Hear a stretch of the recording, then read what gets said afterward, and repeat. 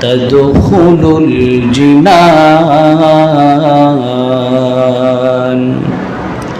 أو كما قال عليه الصلاة والسلام صدق الله العظيم وصدق رسوله النبي الكريم ونحن على ذلك من الشاهدين والشاكرين أجمعين اے بحر کرم فخر یمم شاہ مدینہ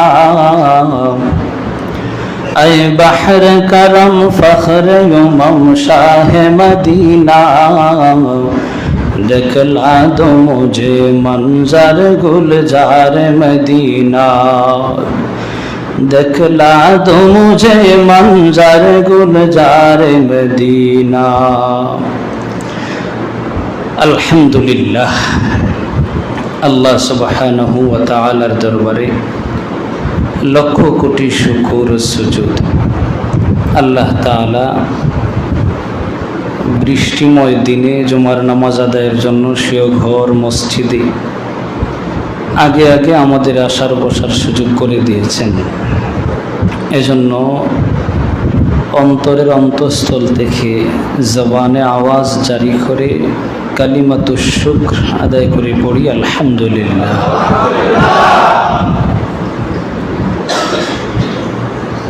মেঘ বৃষ্টির দিনে বৃষ্টি হওয়ার কারণে বান্দার জিম্মা থেকে নামাজ কি মাফ হয়ে যায়?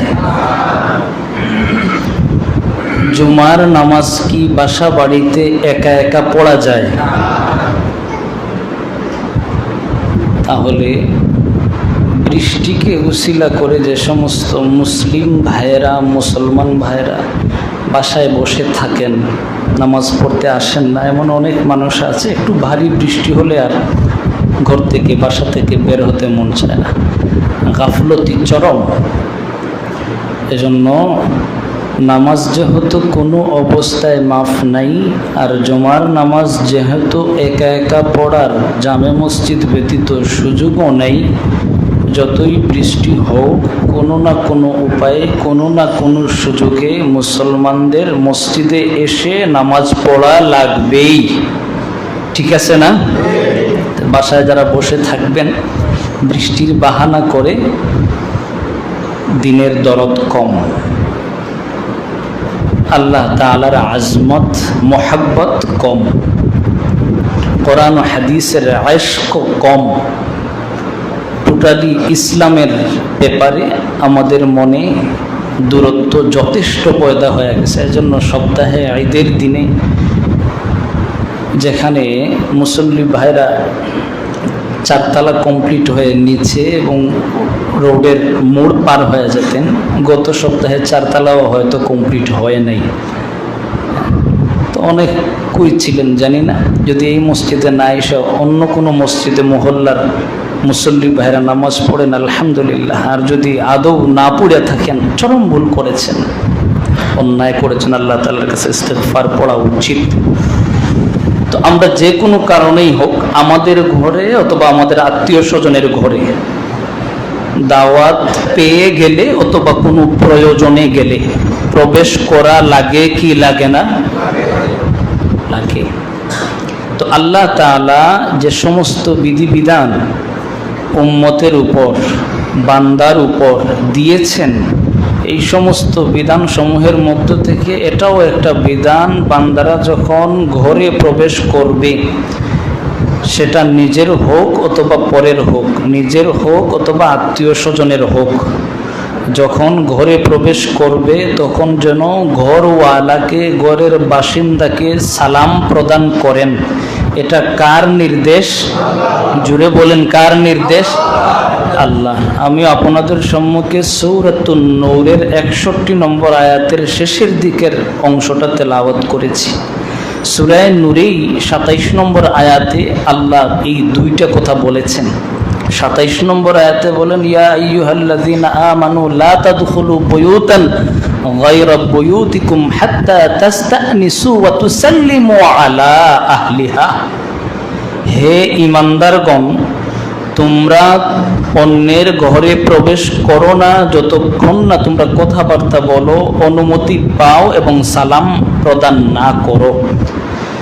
সালাম প্রদান করা এবং অনুমতি পাওয়া ব্যতীত অন্যের ঘরে প্রবেশ করতে নিষেধ করেছেন কে? আল্লাহ। তাহলে বোঝা গেল অন্যের ঘরে, অন্যের ঘর বলতে সেটা আপনার আপন মেয়ের ঘর হইতে পারে, আপনার আপন বোনের ঘর হইতে পারে, আপনার ভাতিজির ঘর হইতে পারে, আপনার নানির ঘর হইতে পারে, আত্মীয় স্বজন একেবারে কাছের নানার বাড়ি গেলে আমরা কিসের সালাম আর কিসের তাওয়াক্কুল, দৌড় দিয়ে ঢুকে আছে যে নানার বাসা। আল্লাহ তাআলার পক্ষ থেকে নিষেধ। উপযুক্ত বান্দাদের জন্য উচিত নয়, বয়স্ক প্রাপ্তবয়স্ক মানুষদের জন্য উচিত নয় নিজের ঘরে অথবা আত্মীয় স্বজনের ঘরে অনুমতি ব্যতীত বা সালাম ব্যতীত প্রবেশ করা। নিজের ঘরে অনুমতি লাগে না, সালাম লাগে, আর অন্যের ঘরে অনুমতিও লাগে অথবা কি লাগে ভাই? সালাম লাগে। যেটাতে আল্লাহ তাআলার কি বিধান, সুন্দর সিস্টেম না? নিজের ঘরে অনুমতির কি দরকার? আল্লাহ অনুমতির কথা বললেন না, শুধু সালামটা দাও, পরিবারকে সালাম দাও। অন্যের ঘরে অনুমতিও লাগবে, সালাম দেন। সালাম দিলেই কে কোন অবস্থায় আছে জানা নাই, বাস আপনি ঢুকে গেলেন, হলো না, আসতে পারি কি না অনুমতি নেন, এরপরে ঢুকেন। আল্লাহ তাআলার সিস্টেমটা দেখতে বাহ্যিকভাবেও কি সুন্দর লাগে না আপনাদের? কত সুন্দর বিধান সাজিয়েছেন। আচ্ছা, এই যে বিধানটা দিলেন, কে দিলেন? নাকি মানব রচিত এই বিধান? আরবের মুহাম্মদ সাল্লাল্লাহু আলাইহি ওয়াসাল্লাম নিজের পক্ষ থেকে এই বিধান দিলেন। দিলেন কে? জুড়ে বলুন না, কে? এই কোরআনটা কার? কার? সন্দেহ আছে? আমাদের বিশ্বাস। এখন যদি পৃথিবীর 50,000 লোক দাঁড়িয়ে বলে বেহুদা মুসলমানরা আল্লাহর নামে একটা কোরআন মানে আর একটা কোরআনকে দেখা যায় না, অন্তর্দৃষ্টির মতো দৃষ্টির আড়ালে একজন রবও তারা মেনে নেয়, বেহুদা রব আর বেহুদা কোরআন, এই কথা যদি পৃথিবীর 50,000 কিংবা 50 লক্ষ মানুষও বলে, আমরা এখানে যারা হাজির আমাদের বিশ্বাস কি নড়ে যাবে? জুড়ে বলুন। আমরা ওই রকম বিশ্বাস করেছি, দেখি বা না দেখি, বুঝি বা না বুঝি। আল্লাহ সুবহানাহু ওয়া তাআলা একটা ঐশী গ্রন্থ আসমান থেকে জমিনবাসীর জন্য একজন নবীর মারফতে পাঠিয়েছেন, আর তিনি তিনার বিধান নবীর মাধ্যমে তার বান্দাদের কাছে পৌঁছে দিয়েছেন। পৌঁছে দেওয়ার জন্য যেহেতু একজন মাধ্যম লাগে, মাধ্যম হিসাবে তিনার নিজের কাছের একজন নবী, একজন না, নবী তো বহু গ্রহণ করেছেন ধারাবাহিকতায়। এই কোরআনের ধারক বাহক যিনি, ওনার নাম বলেন জনাবে মুহাম্মদুর রাসূলুল্লাহ সাল্লাল্লাহু আলাইহি ওয়াসাল্লাম, তাই না? আরেকটা প্রশ্ন, এদিকে পড়ে যাব, আরেকটা প্রশ্ন মধ্যখানে করি। মুহাম্মদ সাল্লাল্লাহু আলাইহি ওয়াসাল্লাম আমাদের নবী, আখেরি নবী, সর্বশেষ নবী, সর্বশ্রেষ্ঠ নবী। কর্ম কি ছিল নবীর? মানুষেরা, এই যে আমরা এত সব মানুষ, কেউ চাকরি করি, কেউ ব্যবসা করি, কেউ কৃষিকাজ করি, কেউ অন্যের চাকরি করি, কেউ নিজেরটাই নিজে খাটতেছি, কর্ম, পেশা, প্রত্যেক মানুষ কোনো না কোনো পেশায় জড়িত। খেতে হলে তো কাজ করা লাগবে, আর দুনিয়াতে আল্লাহ তাআলা মানুষকে বানিয়েছেন এমনইভাবে মানুষ খেয়ে দিয়ে বাঁচতে হবে, এটা মানুষের জরুর মুখাপেক্ষি একটা বিষয়। আর আপনি বাঁচতে হলে খেতে হবে, আর খেতে গেলে আপনার আয় রোজগার লাগবে, কামাই লাগবে। তো আমাদের সবার এখানে কোনো না কোনো পেশা আছে না নাই? নবীর পেশা কি ছিল? কি করে নবী খেতেন বলেন? কারো জানা থাকলে বলেন না, একটু আওয়াজ দেন। কি করতেন নবী? আমাদের নবী কি করতেন? ব্যবসা করতেন। কি?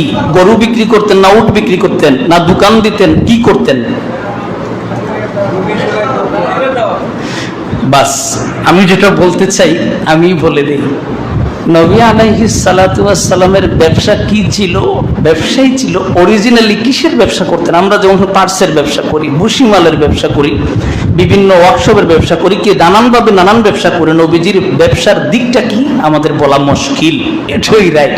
নবীজির ব্যবসার দিকটা, ব্যবসা ছিল আলহামদুলিল্লাহ, এটা রাইট, কিন্তু ব্যবসার ধরনটা কি ছিল আমরা অনেকের হয়তো জানা নাই।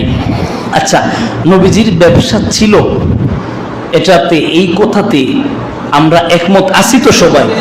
নাকি নবী সারা জীবন অন্যেরটা খেয়ে দিন প্রচার করেছেন? নবীর উপর চরম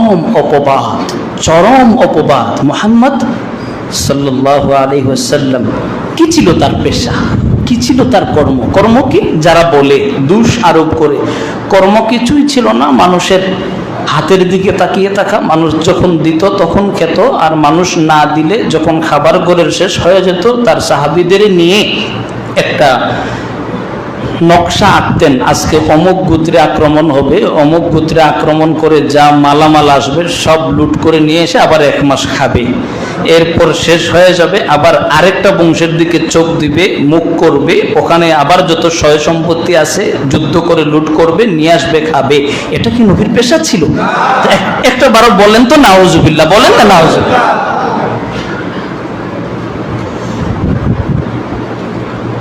আসাদনুর নামে এক ভদ্রলোক, ভদ্র তো না, চরম অভদ্র, হ্যাঁ, মুখের কথাই, এদের ভদ্রলোক বলতেও নিজের কাছে কেমন জানি খারাপ লাগে।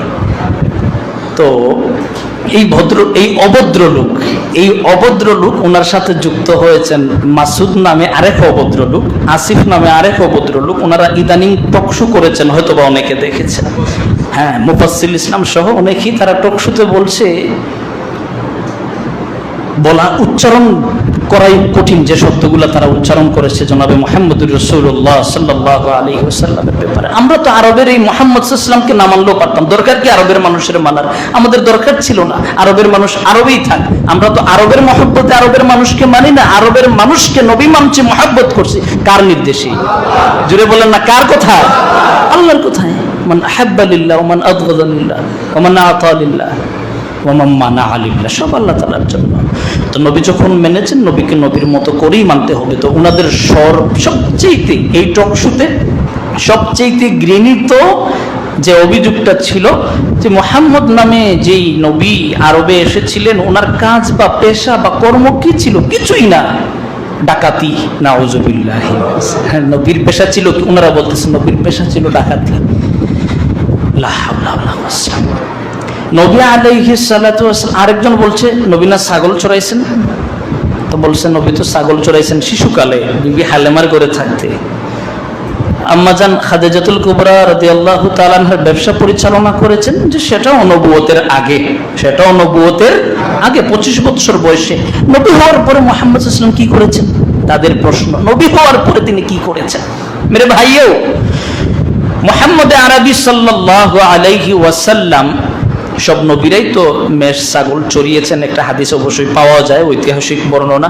আবার নবী ইসলাম 25 বছর বয়সের আগে ব্যবসায়িক উদ্দেশ্যে আপন চাচা আবু তালিবের সাথে সিরিয়ায় ইয়ামনে সফর করেছেন। ওখানে একজন পাদ্রীর সাথে দেখা হয়েছে, পাদ্রী ভবিষ্যৎবাণীও করেছে তিনি আখেরি জামানার নবী হবেন। এরকম একটা কথা আপনারা কি কখনো শুনেছেন? তাহলে নবী প্রাপ্ত বয়স্ক হনই নাই ভালো করে, ওই সময় চাচা আবু তালিবের সাথে সফরটা, নবী তো হন নাই 12-14 বছর। সফরটা কি উদ্দেশ্যে? ব্যবসায়িক উদ্দেশ্যে। কি উদ্দেশ্যে? চাচায় মা হারা, বাবা হারা, দাদা হারা সন্তানকে, ভাতিজাকে ব্যবসার অন্তত একটা দিক সাইড দেখানোর জন্য, ব্যবসার উদ্দেশ্যে 12-14 বছর বয়সেই তো সফর শুরু করে দিয়েছেন। গেল এই সাইড। যখন 20-22 বছর হলো, আরবের মানুষেরা, এটা আমাদের সমাজেও আছে, যারা অর্থবান বিত্তবান ব্যবসায়ী, ওনারা দোকানের মধ্যে লোক রাখেন কিনা? নিজের কাজকর্ম পরিচালনার জন্য লোক রাখেন কিনা? আমার কথা আজকে একটু সাড়া দেবেন, বেজার হবেন না। জনাবে মুহাম্মদুর রাসূলুল্লাহ সাল্লাল্লাহু আলাইহি ওয়াসাল্লাম তখনও নবী হন নাই।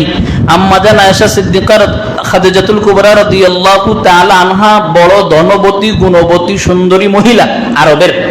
তো তিনি তিনার ব্যবসা পরিচালনা করার জন্য একজন বিশ্বস্ত কর্মঠ একজন লোক খুঁজছিলেন। ঘটনাক্রমে পেয়েও গেছেন। যাকে পেয়েছেন তিনার নাম কি? জুড়ে বলেন, তিনার নাম কি? জনাবে মুহাম্মদুর রাসূলুল্লাহ সাল্লাল্লাহু আলাইহি ওয়াসাল্লাম। ইসলামী ব্যাংকে গেলে দেখবেন ওখানে লেখা আছে ব্যবসার বিভিন্ন প্রকার, মুদারাবা ব্যবসা, তাউলিয়া ব্যবসা, মুরাবাহা ব্যবসা, সবই সুদের কারখানা। কিন্তু আপনাদের ব্যবসার ধরন দেখা দেবে সুন্দর করে, এখানে মুজারাবা ব্যবসা চলতেছে। তো মুহাম্মদ মুজারাবা ব্যবসা একটা প্রকার আছে, ইসলামী শরীয়তে আছে। মুজারাবা ব্যবসা আছে, মুরাবাহা ব্যবসা আছে, তাউলিয়া ব্যবসা আছে, বায়াবিত তারাজি, বিভিন্ন প্রকারের ব্যবসা আছে। আচ্ছা, এই ইসলামে যদি ব্যবসা থেকে থাকে, এই ইসলামে থাকা ব্যবসার ধরনটা কি জগৎচন্দ্র বসু আমাদের শিখিয়েছেন? রবীন্দ্রনাথ ঠাকুর আমাদের শিখিয়েছেন? ইসলাম সমর্থিত ব্যবসার পদ্ধতি কে শিখিয়েছেন? আল্লাহ এবং তার। আরে বাবা, ইসলামে যদি ব্যবসা থেকে থাকে, তাহলে ইসলামের ব্যবসা আমাদের তো রবীন্দ্রনাথ ঠাকুর শিখাবেন না, জগৎচন্দ্র বসু শিখাবেন না, অন্য কোনো মানুষ শিখাবেন না, অন্য কোনো ধর্মের মানুষ থেকে শেখার দরকারও নেই। ইসলামের ব্যবসা থাকলে ইসলাম থেকে, ইসলামের মূলনীতি, পবিত্র কোরআন, মূলনীতি হাদিস ও সুন্নাহ, এখানে ইসলামের ব্যবসার মূলনীতি আছে না নাই? তো বলো, নবী যদি ব্যবসা নাই করেন, নাই বুঝেন, মুসলমান উম্মতদের ব্যবসার পদ্ধতি বলবেন কিভাবে? বেহুদা, পড়ালেখা করে শিক্ষিত হয়েছে, এতটুকু নলেজ কাটাতে পারে না যে মুসলমানরা তো ব্যবসা করে খায়, আর মুসলমানদের ব্যবসা মন গড়া না। মুসলমানদের ব্যবসা কি না? মন গড়া না, একটা থিওরির উপর দিয়ে চলে। তো জনাবে মুহাম্মদুর রাসূলুল্লাহ 20-22 বছর বয়সে খাদিজা রাদিয়াল্লাহু তাআলা আনহার ব্যবসার দায়িত্ব নিয়ে সিরিয়ায় গেলেন। যথেষ্ট সম্মানের সাথে ব্যবসা করেছেন। ওই জামানায়, ওই সময় ব্যবসার একটা বহুল প্রচলিত ব্যবসা ছিল বায়য়ে মুদারাবা। মুদারাবা ব্যবসার মূল কথা হলো শ্রম একজনের, মূল অর্থ আরেকজনের। টাকা আপনার, শ্রম আমার। টাকা এবং শ্রম এই দুই একত্রিত করে লভ্যাংশ যেটা বের হবে, ওটা পার্সেন্টেজ ভাগ হয়ে যাবে। চাই সেটা 40% হোক, 50 হোক, 60 হোক, যেভাবেই হোক, পরামর্শের ভিত্তিতে ভাগাভাগি হয়ে যাবে লভ্যাংশ। পয়সা আপনার, শ্রম আমার। অথবা আপনি যদি 10টা ফ্রিজ কিনে বলেন, এই নেন হুজুর, এগুলো বিক্রি করেন, বিক্রি করলে লাভ যেটা বের হবে ওখান থেকে 50% আপনার। তাই লভ্যাংশ ভাগাভাগি করে একজনের শ্রম আর একজনের মূলধন, এর মাধ্যমে যে ব্যবসা পরিচালিত হয়, এই ব্যবসাকে কোরআন এবং হাদিসের পরিভাষায়, কিসের পরিভাষায়? জুড়ে বলেন, কিসের পরিভাষায়? কোরআন এবং হাদিসের পরিভাষায়, দুনিয়ার কোনো ব্যবসায়িক পরিভাষায় নয়, দুনিয়ার অন্য মানুষের তৈরি পরিভাষায় নয়, দুনিয়ার অন্য কোনো লজিক্যাল কিতাবের পরিভাষায় নয়, কোরআনের পরিভাষায়। ওয়া আখারুনা ইয়াদরিবুনা ফিল আরদি ইয়াবতাগুনা মিন ফাদলিল্লাহ। ওয়া আখারুন, লোকদের মধ্য থেকে, মানবের মধ্য থেকে, মানুষের মধ্য থেকে কিছু মানুষ আছে, ইয়াদরিবুনা ফিল আরদি, তারা জমিনের মধ্যে ঘোরাফেরা করে, ব্যবসায়িক উদ্দেশ্যে ঘোরাফেরা করে। দরবুনের অনেক অর্থ, এক অর্থ হলো ঘোরাফেরা করা। তা আমি যদি মাল নিয়ে না যাই, ঘোরাফেরা না করি, বিক্রি করতে পারবো? এখনকার ব্যবসা পদ্ধতি আর তখনকার ব্যবসা পদ্ধতি তো এত এক ছিল না। আপনি এখন শোরুম বানিয়ে বসে আছেন, মানুষ আপনার থেকে নিয়ে যাবে। তখন তো ওই শোরুম পদ্ধতি ছিল না। পণ্য নিয়ে মানুষের হয়তো কাছে যেতে হতো, আলাদা বাজারে যেতে হতো, ওখানে বিক্রি হতো। তো আল্লাহ বলেন, যারা ঘোরাফেরা করে, ও আখারুন, মানুষের মধ্যে থেকে কিছু মানুষ আছে, ইয়াদরিবুনা ফিল আরদি, জমিনের মধ্যে ব্যবসায়িক উদ্দেশ্যে তারা ঘোরাফেরা করে, ওয়া ইয়াবতাগুনা মিন ফাদলিল্লাহ, আর আল্লাহ তাআলার রিজিককে তারা অনুসন্ধান করে। কিসের রিজিককে? কার রিজিককে? আল্লাহর রিজিককে। কিসের মাধ্যমে? ব্যবসায়িক মাধ্যমে। কোথায়? জমিনের মধ্যে চলাফেরা করে। তাহলে এই কথাটা কিসের? জুড়ে বলেন, কিসের? তাহলে ব্যবসার কথা এবং ঘোরাফেরা করে ব্যবসা বাণিজ্যে লাভবান হওয়ার কথা কে বলেছেন? আল্লাহ। আর এই পদ্ধতিটাই আরব জাহানে বেশি এবং বহুল প্রচলিত একটা পদ্ধতি। আম্মাজান খাদিজার সব পণ্য নিয়ে তিনি সিরিয়ায় গেলেন, ইয়ামনে গেলেন, বিভিন্ন জায়গায় গেলেন, ব্যবসায় লাভবান হলেন। ঘটনাক্রমে আম্মা হযরতে খাদিজা রাদিয়াল্লাহু তাআলা আনহা পছন্দ হয়েছে, বিবাহের প্রস্তাব দিয়েছেন। আবু তালেব চাচা জীবিত ছিলেন, সুন্দর সানন্দের বিবাহের প্রস্তাব কবুলও করেছেন। আবার যেহেতু নিয়ম ছিল বিবাহের ক্ষেত্রে পুরুষের পক্ষ থেকে আবার প্রস্তাব পাঠানোটা উত্তম, বিদায় তিনি আবার বলেছেন, আপনি কি মুহাম্মদ সাল্লাল্লাহু আলাইহি ওয়াসাল্লামকে বিবাহ করবেন? জি। আপনার কোনো আপত্তি? যে কোনো আপত্তি নেই। সব মীমাংসিত অবস্থায় 25 বছর বয়সে নবী হন নাই, তখনই জনাবে মুহাম্মদুর রাসূলুল্লাহ সাল্লাল্লাহু আলাইহি ওয়াসাল্লামের সাথে আরবের ধনবতী ব্যবসায়ী মহিলা খাদিজায়ে কুবরা তাহেরা রাদিয়াল্লাহু তাআলা আনহার সাথে কি হয়ে গেল ভাই?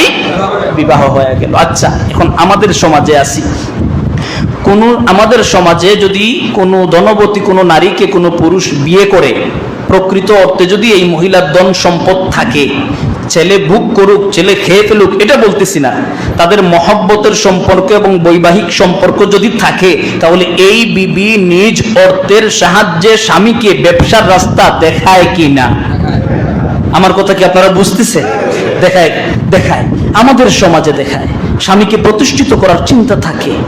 তাহলে মহব্বত উলফতের মাধ্যমে যাদের বৈবাহিক সম্পর্ক হয়ে গেল, এবং আম্মা হযরতে খাদিজা ধনবতী মহিলা, তিনার সমস্ত ধন সম্পত্তি মুহাম্মদ আরবির পায়ের দ্বারা এনে বলেন, মুহাম্মদ সাল্লাল্লাহু আলাইহি ওয়াসাল্লাম, আমি আপনাকে বিবাহ করেছি, আজ থেকে আমি আপনার বিবাহিত স্ত্রী, আপনি আমার স্বামী, আমার সমুদয় সম্পত্তি আপনার জন্য বরাদ্দ, আপনি যা ইচ্ছা, যেদিকে ইচ্ছা, যেভাবে ইচ্ছা আপনি ব্যয় করুন, খরচ করুন, আমার আর কোনো আপত্তি নাই। জনাবে মুহাম্মদুর রাসূলুল্লাহ সাল্লাল্লাহু আলাইহি ওয়াসাল্লাম এখান থেকে নিজ ব্যবসার একটা অংশ বাকি রেখে সমুদয় সম্পত্তি নবী হওয়ার আগেই গরিবদের মধ্যে বিলীন করে দিয়েছে। আরে নবীরা তো সম্পদ আর কোটিপতি আর বাড়িওয়ালা হওয়ার জন্য আসেই নাই, জমায় রাখবেন কেন? কোটিপতি হবেন কেন? নবীর পরিচয় কি হবেন? কোটিপতি। কিন্তু আল্লাহ তাআলা দেখিয়ে দিয়েছেন, আমি কোটিপতি নবীও জগতে পাঠিয়েছি। পাঠান নাই? কথা কন না, পাঠান নাই? আমি বাদশা নবীও জগতে পাঠিয়েছি, পাঠান নাই? নাম কি? সুলাইমান আলাইহিস সালাম। নাম কি? জগতের বাদশা। আর কোটিপতি বলার দরকার কি? জগতের বাদশা আল্লাহ পাঠিয়েছেন। তো নবীদের মাকসাদ তো এটা নয়, নবীদের মাকসাদ ছিল দ্বীনে ইলাহির ইশাআত উম্মতের সামনে, উম্মতের সামনে আল্লাহ তাআলার দ্বীনের প্রচার প্রসার ঘটানো ছিল নবীদের মূল এবং মৌলিক দায়িত্ব। যখন তিনি এই সম্পদটা পেলেন, একটা সম্পদ, অল্প সম্পদ, যেটা না হলেই নয়, এরকম একটা সম্পদ তিনি রেখেছেন, বাকিটা দান করে দিয়েছেন। আম্মা হযরতে খাদিজার কোনো আপত্তি নেই। এরপরে এই সম্পদ থেকে, সম্পদের ধারাবাহিকতা তিনি ব্যবসা করেছেন। নবী হওয়ার আগে সিরিয়ায় কায়েস, তিনি পরবর্তীতে সাবি হয়েছিলেন, সায়েব তিনিও ছিলেন। হযরতে আব্দুল্লাহ ইবনে আবু হাম্মাদ, এই তিনজনের নাম হাদিসের কিতাবে, ইতিহাসের কিতাবে পাওয়া যায়। ওনাদের সাথে নবী করিম সাল্লাল্লাহু আলাইহি ওয়াসাল্লাম শরীক হয়ে ব্যবসা বাণিজ্য করতেন, ব্যবসা বাণিজ্য করতেন, শরীকি ব্যবসা করতেন। একটা সময় তিনি শরীকি ব্যবসা ক্যান্সেল করলেন, দরকার না, আমি আলাদা ব্যবসা করব। ধীরে ধীরে সময়ের পর্যায়ে তিনি হয়ে গেলেন নবী, বানালেন কে? নবী। আচ্ছা, নবীর জিম্মাদারি কি ঘরের মধ্যে শুধু ঘুমানো? ঘুমানো, খাওয়া, বিয়ে শাদী করা, সময় এমনি পার করা? নবীর বিশাল এক জিম্মাদারি আছে। পৃথিবীর উত্তর, দক্ষিণ, পূর্ব, পশ্চিম সারা জগতে উম্মতের সামনে লা ইলাহা ইল্লাল্লাহ এই কথার ইশাআতটা পৌঁছায়া দাও। যদি পৌঁছায়া না দাও, ফামা বাল্লাগতা রিসালাতা, আমি দায়িত্ব দিয়েছি, আপনি দায়িত্ব পালন করেন নাই, বিবেচিত হবে। অতএব আপনি যদি এই দায়িত্ব পালনে অবহেলা করেন, আপনি আপনার নবুয়তির ব্যাপারে প্রশ্ন উঠতে পারে। আর নবুয়তির জিম্মাদারি পালন করতে গিয়ে আপনি যদি আপনার মন গড়া কোনো কথাও বাড়াইয়া দেন, কোরআনের মধ্যে মন গড়া কোনো কথা লাগাইয়া দেন, রাহমাতুল লিল আলামিনের ব্যাপারেও যে আল্লাহ সুবহানাহু ওয়া তাআলা বলেছেন, আল্লাহ তার কুদরতি এক হাত দিয়ে ধরতেন আর এক হাত দিয়ে জবানটা ছিঁড়ে ফেলতেন। কোন নবীকেও আল্লাহ তার ইচ্ছার বাহিরে চলার কোনো অধিকার দেন নাই। নবুয়ত পেলেন, তো নবুয়তের জিম্মাদারি বিশাল। এখন কি করবেন? ওই যে সম্পদ ছিল, সম্পদটাকে মুদারাবা, ব্যবসার মাধ্যমে, যেটা একটু আগে আপনাদের বুঝালাম, তিনি পয়সা দিতেন, কখনো পয়সা, কখনো পণ্য কিনে দিতেন, যে এটা নিয়ে যাও, এটা নিয়ে আপনি বিক্রি করেন। বহু মানুষকে, একাধিক মানুষকে, রাহমাতুল্লাহ আলামিন যারা অসহায় ছিলেন, ব্যবসা করার মতো নগদ পয়সা ছিল না, নিজে সচল হওয়ার মতো কোনো ব্যবস্থাও ছিল না, মদিনার এমন অনেক গরিব কৃষক সাহাবীদের রাহমাতুল লিল আলামিন তিনি একটা অংশ দিতেন সম্পদের, কখনো পণ্য দিতেন, আর বলতেন ব্যবসার জন্য তোমার যেখানে পছন্দ হয়ে যাও, মূলধন আমার, শ্রম তোমার, এই পণ্য বিক্রি করে তুমি যে লভ্যাংশ তোমার হাতে আসবে, এটার পার্সেন্টেজ হিসাব হবে। যেভাবে করেছেন, এই পার্সেন্টেজের কথা তো আর হাদিসে আসে নাই, নবী কত নিছেন আর তিনি কত নিছেন, ওই লভ্যাংশটাকে তারা ভাগ করে নিতেন। তাহলে নবীর ব্যবসা ছিল কি ছিল না? তো নবী তো আলাদা শোরুম নিয়ে বসবেন না, নবুয়তের জিম্মাদারি শোরুম চায় না। নবী তো আলাদা গরুর ফার্ম নিয়ে বসবেন না, নবুয়তি গরুমের ফার্ম চায় না। নবী তো আলাদা ভুসিমালের দোকান নিয়ে বসবেন না, নবীর নবুয়তের জিম্মাদারি ভুসিমাল চায় না। নবীর নবুয়তের জিম্মাদারি চায় কাকে? ইলাহে আমরে ইলাহির ইশাআত তামাম জমিনের মধ্যে হয়ে যাবে। তাহলে এরপরেও রাহমাতুল লিল আলামিনের এক প্রকারের ব্যবসা ছিল, যেই ব্যবসার নাম কোরআন থেকে দেখালাম, হাদিস থেকে এসেছে। ব্যবসার নাম ব্যবসায়ে মুদারাবা, অর্থাৎ লভ্যাংশের মাধ্যমে নিজ একজনের শ্রম আরেকজনের মূলধন এটা মিশ্রিত করে লভ্যাংশ বন্টন করার মাধ্যমে যেই প্রকার ব্যবসা হয়, এই প্রকার ব্যবসা নবী পছন্দ করেছেন এজন্যই। কারণ যেহেতু আমি বাজারে যেতে পারবো না, দোকানপাটে আমার ব্যবসা পরিচালনা করতে পারবো না, আমার সময় কম, আমাকে তায়েফ যেতে হবে, মায়ের খেতে হবে, রক্তাক্ত হতে হবে, মাথা ফাটানো লাগবে, শরীরে আঘাতে আঘাতে জর্জরিত মুহাম্মদ আরবির ইতিহাস নাই? ধীরে বলেন নাই? তো নবী তো নবীর নবুয়তের জিম্মাদারি পালন করার জন্য এসেছেন, আসেন নাই তো ব্যবসার জন্য, আসেন নাই শোরুমের জন্য, আসেন নাই বড় ধনবান হওয়ার জন্য, আসেন নাই বাড়িওয়ালা হওয়ার জন্য। যিনি পাঠিয়েছেন তিনি সাময়িক একটা ব্যবস্থাপনা দিয়েছেন মাত্র। তো নবীর কত টাকা ছিল, কত কোটি ছিল, তিনি কি খেতেন? পাগল। ভালো করে পড়লে কোরআন থেকে এটা পরিষ্কার হয়ে যায়। রাহমাতুল লিল আলামিন যদি ব্যবসার এই প্রকার না করতেন, না জানতেন, উম্মতকে বললেন কিভাবে? প্রশ্ন আপনাদের দিলে আসে না? নবী যদি না করতেন, না বুঝতেন, না জানতেন, উম্মতকে এই প্রকারের ব্যবসার কথা বললেন কিভাবে? তা নবীর ব্যবসা ছিল কি না? কিন্তু খুব সীমিত, আমাদের মতো এত অডেল না, খুব সীমিত। যেভাবে কোনো মতে সংসার চালানো যায় এর চাইতে কোনো অংশ বেশি নবীজির ব্যবসা ছিল না। নবীর জীবন চালানোর মতো ব্যবসা ছিল। হ্যাঁ, এটাও সত্য যে মুহাম্মদ আরবি, এই যে আপনারা সামান্য একজন ইমাম, আমি মহব্বত করে দাওয়াত করেন, মহব্বত করে হাদিয়া দেন, মহব্বত করে কথা বলেন, মহব্বত করে আদর করেন, সম্মান দেখান, স্নেহ করেন, বাবা বয়সী মানুষেরা কথা বলেন, সালাম দেন, সালাম দেই, সবকিছু করেন। এই সামান্য একজন ইমামকে যদি আপনারা ইমাম হওয়ার কারণে একটু মূল্যায়ন করতে পারেন, তো জগৎবাসী কি মুহাম্মদ আরবিকে নবী হওয়ার কারণে মূল্যায়ন করতে পারে না? তার জীবন দিয়ে দিয়েছে, তার ওট দিয়ে দিয়েছে, তার অর্থ দিয়ে দিয়েছে, তার সম্পদ দিয়ে দিয়েছে, নিজ থেকে। নবী কি চাইছে কারো কাছে? দিয়ে দিয়েছে। এটা হাদিয়া হিসেবে নবীর কাছে এসেছে, নবী চেয়ে নেন নাই, এসেছে। নবী অবশ্যই হাদিয়ার জিনিস গ্রহণ করতেন, খেতেন। তো জনাবে মুহাম্মদুর রাসূলুল্লাহর ব্যবসা ছিল কি না? ছিল। ভাইয়েরা, অতএব নবীর উপর এই আপত্তির উত্থাপন যারা ঘটান যে মুহাম্মদ সাল্লাল্লাহু আলাইহি ওয়াসাল্লামের কোনো ব্যবসা ছিল না, কি ছিল পেশা, কি ছিল কর্ম, ডাকাতি ছাড়া কিছুই না, এদের কথা ঠিক না, এদের ধারণা ঠিক না। আর এই কোয়ালিটির কোনো মানুষের কথা আমাদের মন এবং মেজাজ ও দেমাগে বসানোর দরকার নাই। আপনাদের সামনে আমাদের মসজিদের দান বাক্স যাচ্ছে, 3 তলা 4 তলা, যে সমস্ত মহব্বতের মুসল্লিরা আছেন আল্লাহর ঘর মসজিদে, বড় ফেতনাময় জামানা, বন্যা কবলিত বাংলাদেশ, এজন্য বেশি বেশি দান সাদাকা করি। এর মাধ্যমে যেন আল্লাহ তাআলা আমাদের দেশ থেকে, দেশের আকাশ থেকে সর্বপ্রকারের বালা মুসিবত দূর করে দেন। আমরা যেন জরাক্রান্তের রূপ থেকে হেফাজত পাই। সবাই আমরা মন খুলে আল্লাহর ঘর মসজিদে দেওয়ার চেষ্টা করি ইনশাআল্লাহ। খেয়াল করে উঠাই আর কথাগুলা শুনি। এটা ছিল একটা সামান্য সাময়িক প্রশ্ন। ইদানিংকার সময়ে আসাদ নূররা সুযোগ পেয়ে এরকম নানান এবং জটিল প্রশ্ন মুহাম্মদ আরবি সাল্লাল্লাহু আলাইহি ওয়াসাল্লামের চরিত্রে উত্থাপন করেছে, যেটা আপনারা অনেকে দেখেছেন, শুনেছেন। কিন্তু নবীর এই পেশার ব্যাপারটা অনেকের জানা ছিল না, বিদায় এই বিষয়টা আপনাদের সামনে হালকা সামান্য শেয়ার করলাম। এটা জানা দরকার আছে না নাই? নাকি কথা বলার দ্বারা আপনারা আবার বেজার হলেন? আলহামদুলিল্লাহ। এখন আসি আমার তেলাওয়াতকৃত আয়াতের মধ্যে। আল্লাহ সুবহানাহু ওয়া তাআলা বলেন, ফাইদা দাখালতুম বুয়ুতান ফাসাল্লিমু আলা আনফুসিকুম। আল্লাহ সুবহানাহু ওয়া তাআলা নির্দেশ দেন মানব সম্প্রদায়কে, ওরে মানব, দুনিয়ার জগৎবাসীর শান্তির জন্য, ভ্রাতৃত্বের সম্পর্ক বজায় রাখার জন্য, সমাজের শান্তি সম্প্রীতি রক্ষা করার জন্য আমি তোমাদের জন্য একটা দোয়া জগতে পাঠাইলাম জান্নাত থেকে।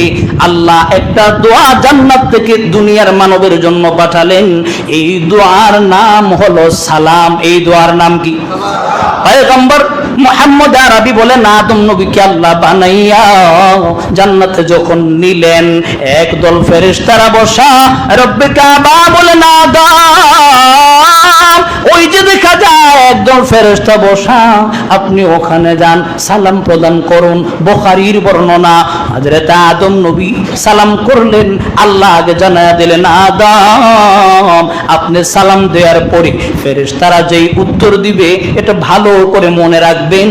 আপনার এবং আপনার সন্তান সন্ততির সম্ভাষণ, অভিবাদন, পরস্পরের কথাবার্তা আদান প্রদানের প্রথম শব্দ হবে এটা। হযরত আদম নবী সালাম দিলেন আসসালামু আলাইকুম, ফেরেশতারা সালাম দিলেন ওয়া আলাইকাস সালাম ওয়া রাহমাতুল্লাহ, আসসালামু আলাইকা ওয়া রাহমাতুল্লাহ শব্দ বাড়ায়া দিলেন। আদম নবী শিখালেন কে? সালাম। আদম নবী যে সালাম দিলেন, সালাম শিখালেন কে?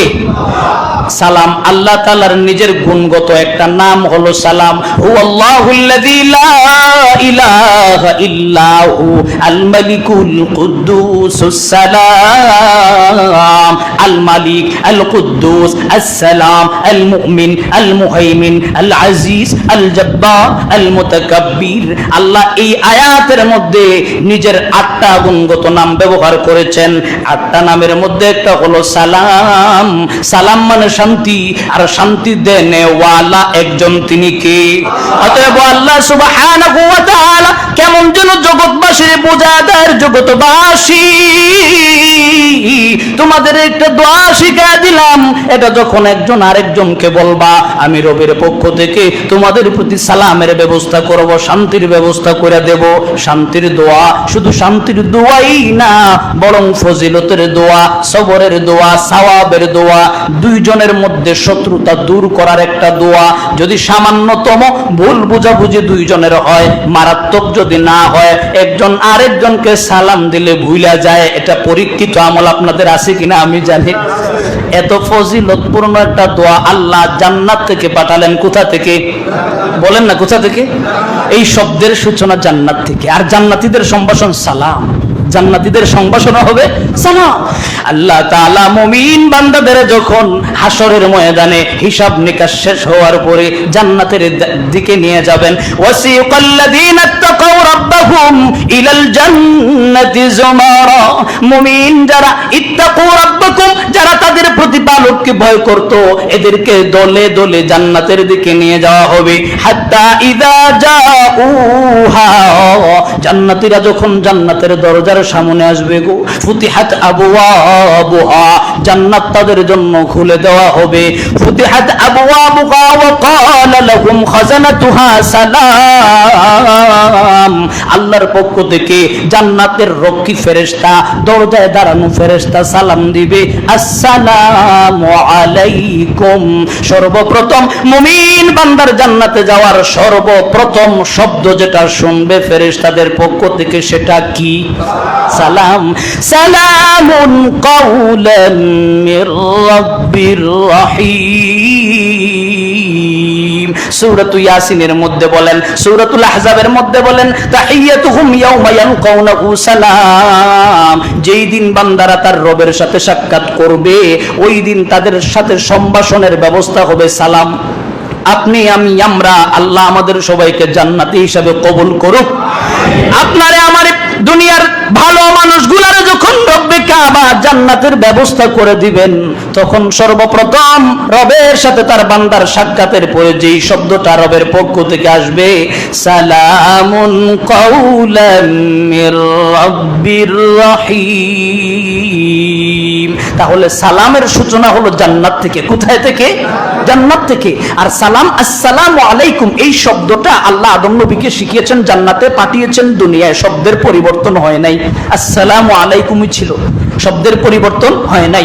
দুইটা শব্দের পরিবর্তন হয় নাই, একটা হলো সালাম আর একটা হলো লা ইলাহা ইল্লাল্লাহ। কিন্তু যুগে যুগে এক এক নবীর কালে তাওহীদের কালেমার দুইটা অংশ, একটা আল্লাহর সাথে, একটা নবীর সাথে। তাওহীদের কালেমার কয়টা অংশ ভাই? একটা রবের সাথে আর একটা নবীর সাথে, একটা রবের সাথে আর একটা নবীর সাথে। রবের সাথে যেটা কখনো পরিবর্তন হয় নাই, লা ইলাহা ইল্লাল্লাহ, আর নবীর সাথে যেটা সম্পৃক্ত ছিল এটা কখনো কখনো পরিবর্তন হয়েছে। আদম নবীর কালে উম্মতেরা পড়তো লা ইলাহা ইল্লাল্লাহ আদামু সাফিয়ুল্লাহ। হযরত ইব্রাহিম নবীর জামানায় উম্মতের যে কালেমা ছিল তাওহীদের, নবীর সাথে রব সম্পৃক্ত করে যে কালেমাটা আমরা এখন পড়ি, ইব্রাহিম নবীর জামানায় উম্মত যেটা পড়তো লা ইলাহা ইল্লাল্লাহ ইব্রাহিম খলিলুল্লাহ। ঈসা নবীর জামানায় উম্মতেরা যেটা পড়তো লা ইলাহা ইল্লাল্লাহ ঈসা রূহুল্লাহ। আর জনাবে মুহাম্মদুর রাসূলুল্লাহর জামানায় উম্মতের তাওহীদের কালেমা লা ইলাহা ইল্লাল্লাহ। খেয়াল করছেন কত সুন্দর শব্দ আল্লাহ চয়ন করেছেন, শিখিয়ে দিয়েছেন। মন গড়া তো বানান নাই, মন গড়া তৈরি করেন নাই, শিখিয়ে দিয়েছেন রব্বে কাবা। আদম নবীর সময় আদম নাম আসে নাই, সাফিউল্লাহ। ইব্রাহিম আলাইহিস সালামের সময় নাম আসে নাই, খলিলুল্লাহ। ঈসা নবীর সময় নাম আসে নাই, রূহুল্লাহ, সিফতের মাধ্যমে, গুণের মাধ্যমে। আর আপনার আমার নবী আখির জামানার নবীর সময় আল্লাহ সুবহানাহু ওয়া তাআলার ইশারায় রব্বে কাবার নামের সাথে লা ইলাহা ইল্লাল্লাহর সাথে মুহাম্মদ আরবির সত্যাগত নাম ঢুকিয়ে দিয়েছেন, মুহাম্মাদুর সাল্লাল্লাহু আলাইহি ওয়াসাল্লাম, নবীর উম্মত। তাহলে লা ইলাহা ইল্লাল্লাহ কখনো পরিবর্তন হয় নাই, সালাম আসসালামু আলাইকুম কখনো পরিবর্তন হয় নাই। এ পর্যন্ত চলতেছে, কিয়ামত পর্যন্ত চলবে, মরণের পরে জান্নাতেও চলবে। সালাম সওয়াব কতটুকু?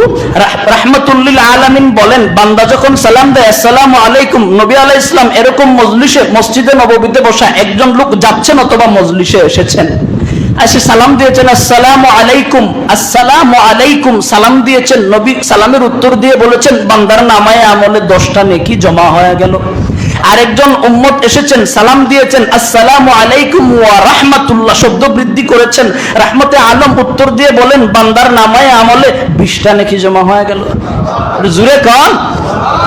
আরেকজন উম্মত এসেছেন, নবীরে সালাম দিয়েছেন আসসালামু আলাইকুম ওয়া রাহমাতুল্লাহি ওয়া বারাকাতুহু, নবী সালামের উত্তর দিয়েছেন, রাহমতে আলম বলেন উম্মতের নামায়ে আমলে 30টা নেকি জমা হয়ে গেল। সওয়াব আছে না নাই? এটা কি এক মন ভারী কোনো কাজ নাকি? বিষয়ের এটা কেমনে নেই জবানের মধ্যে? 1 কেজি ওজনের পাথর নিলে যেমন লাগে, সালামটা জবানে আনতে কি এরকম কষ্ট হয়?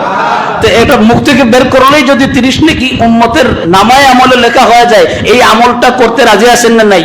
আপনি জানেন এটা পৃথিবীর সর্বপ্রথম আমল, পৃথিবীর সর্বপ্রথম আমল এবং জান্নাতেরও সর্বপ্রথম আমল। আদম নবীকে বানানোর পরে নামাজ নাই, রোজা নাই, হজ নাই, যাকাত নাই, তাহাজ্জুদ নাই, সালাত নাই, কিচ্ছু নাই। আল্লাহ বলেন আদম সালাম দাও, কিভাবে দিবা? আসসালামু আলাইকুম, আদম সালাম দিলেন।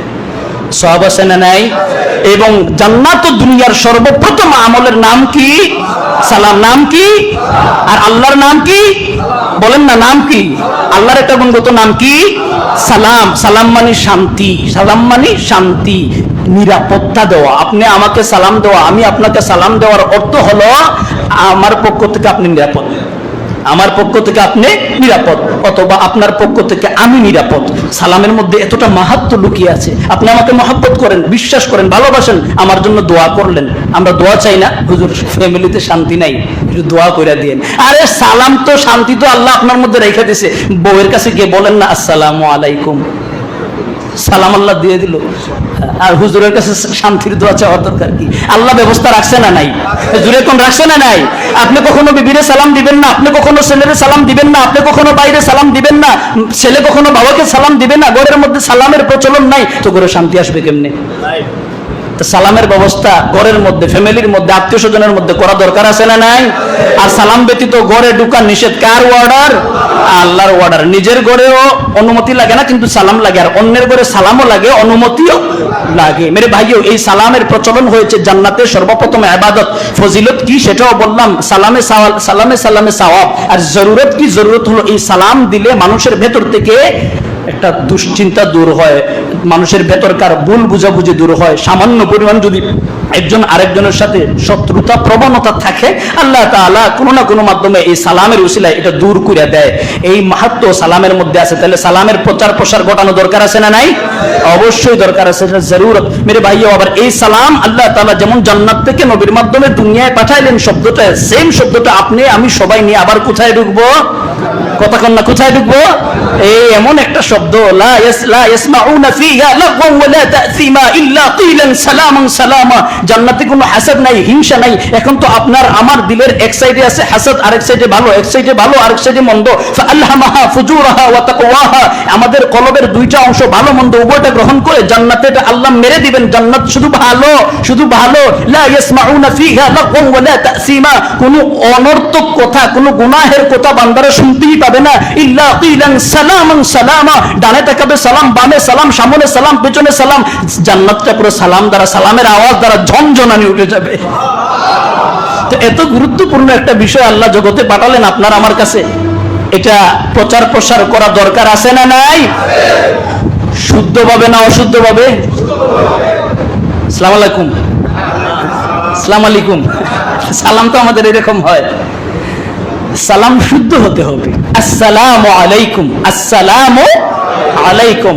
আম্মা জান আয়েশা রাদিয়াল্লাহু তাআলা আনহা বসা, নবিয়ুর রাহমা মজলিসের মধ্যে বসা, একজন ইহুদি এসে বলছে আসসালামু আলাইকুম। আসসালামু, সালাম বলে না, আসসালামু আলাইকুম।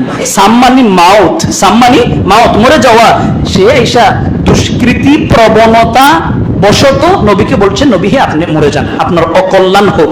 আম্মা জান আয়েশা রাদিয়াল্লাহু তাআলা আনহা, তিনি তো আলেমা, জাহেদা, আবেদা, মুত্তাকিয়া সব, তো তিনি বুঝে ফেলছেন। তিনি বলছেন, ইয়া রাসূলুল্লাহ আপনার তো কেমন যেন গালির মতো দিলেন। নবী বলেন, ধৈর্য ধরো। দরকার কি? তার প্রতি উত্তর দেওয়ার আগে ওর দরকার আছে? তো কি বলবো? যে ওয়া আলাইকা, ওয়া আলাইকা। সে আমারে বলছে আপনি মরেন, শুধু এতটুকু উত্তর তুমি দাও, ওয়া আলাইকা। তুমি আমার প্রতি যে দোয়া করছো না, এটা তোমার উপর আরোপিত হোক, তোমার উপর আরোপিত হোক, বাস। ওয়া আলাইকা সালাম বা ওয়া আলাইকা সাম, দুইটা কোনটারও বলার দরকার নাই। আমরা রাহমাতুল লিল আলামিনের উম্মত, রহমতের নবী। এই ব্যক্তিরে সরাসরি গজবের দোয়া করছেন, নিজে এসে গজবের দোয়া করছে, রাহমতে আলম বলছেন ওয়া আলাইকা, তুমি যেটা বলছো এটা তোমার উপর যাক, আমার উপর আসার দরকার নাই। রাহমতে আলম। তো সাল্লাল্লাহু আলাইহি ওয়াসাল্লাম, এই হাদিস থেকে যেটা বোঝা যায়, সালামের মধ্যে যদি সামান্য বেশকম হয় অর্থ পরিবর্তন হয়ে যাবে। মেরে ভাইও, যেহেতু এটা আল্লাহ তাআলার গুণগত একটা নাম, তো আপনি যদি এটা সঠিক উচ্চারণ না করেন, তো আল্লাহ তাআলার নামটার সঠিক উচ্চারণ হলো না। এজন্য সঠিকভাবে উচ্চারণ দেওয়া যেন ভুল ভ্রান্তি না হয়। আর আগে আগে সালাম দেওয়ার চেষ্টা করা, আগে আগে যে ব্যক্তি সালাম দেয়, মান বাদিয়া বিস সালাম বারিউম মিনাল কিবরি। রাহমতে আলম বলেন, যে ব্যক্তি আগে সালাম দেয় সে অহংকার মুক্ত। আর অহংকার মারাত্মক একটা রূপ, অহংকার মারাত্মক একটা রূপ। এই রূপ দূর করার জন্য রাহমাতুল্লিল আলামিন চিকিৎসা হিসাবে দিচ্ছেন, আগে আগে সালাম দাও, ছোটকে সালাম দাও, বড়কে সালাম দাও, যাকে পাও তাকে সালাম দাও, অপরিচিত সালাম দাও, পরিচিত সালাম দাও, ফ্যামিলিতে সালাম দাও, বন্ধু বান্ধব সালাম দাও। আগে আগে কি দাও? সালামের আমল করো বেশি বেশি, বিশুদ্ধভাবে। আসসালামু আলাইকুম। হ্যাঁ, সালাম দিলে আমাদের সমাজে একটা প্রচলিত ভুল আছে, সেটা ভুলে ফেলি মনে হইলো যখন। সালাম দিলে আমরা ছোটবেলা থেকে যেটা জেনে আসছি, সালাম দিলে 90 নেকি নাকি, আর জবাব দিলে এটা সম্পূর্ণ ভুয়া। এই কথাটা সম্পূর্ণ কি ভাই?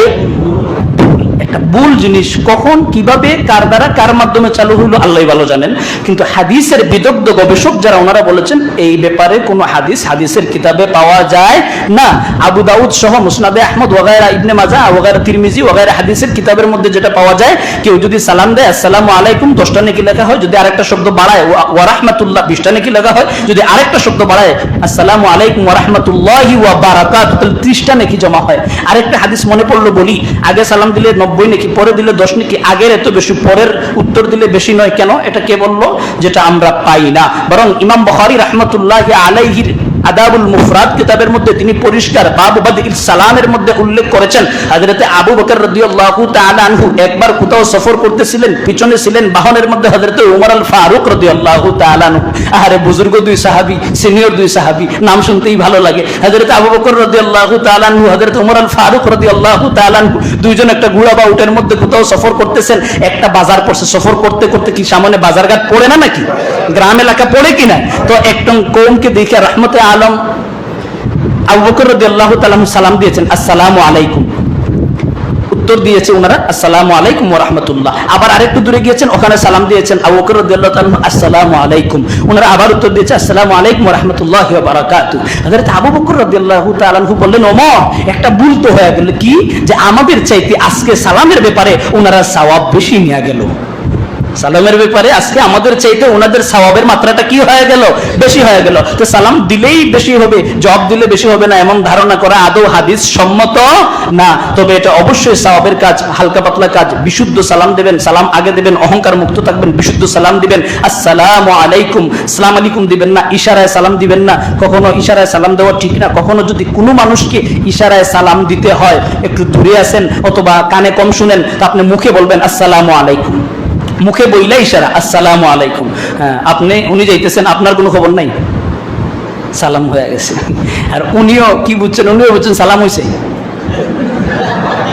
আপনি হাত, উনি মাথা।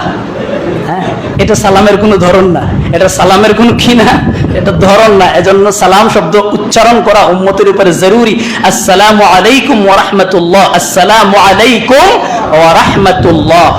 বললাম তো হাতে ইশারা তখন করবেন যখন কোনো মানুষ দূরে থাকে বা শোনার মতো অবস্থা নাই, অথবা কানে কম শুনেন, এরকম কেউ হলে সালাম শব্দ উচ্চারণ করার দ্বারা হাতের ইশারা দিতে পারেন, কোনো সমস্যা নাই। এজন্য বিশুদ্ধ সালাম দেওয়া ভাই, সালামের প্রচার প্রসার ঘটানো বেশি বেশি। আসসালামু আলাইকুম, আসসালামু আলাইকুম, আসসালামু আলাইকুম ওয়া রাহমাতুল্লাহ। আল্লাহ সুবহানাহু ওয়া তাআলা যা বললাম শুনলাম আমাদের সবাইকে এর উপর আমল করার তৌফিক দান করুন, আমিন। ওয়া আখিরু দাওয়ানা আলহামদুলিল্লাহি রাব্বিল আলামিন।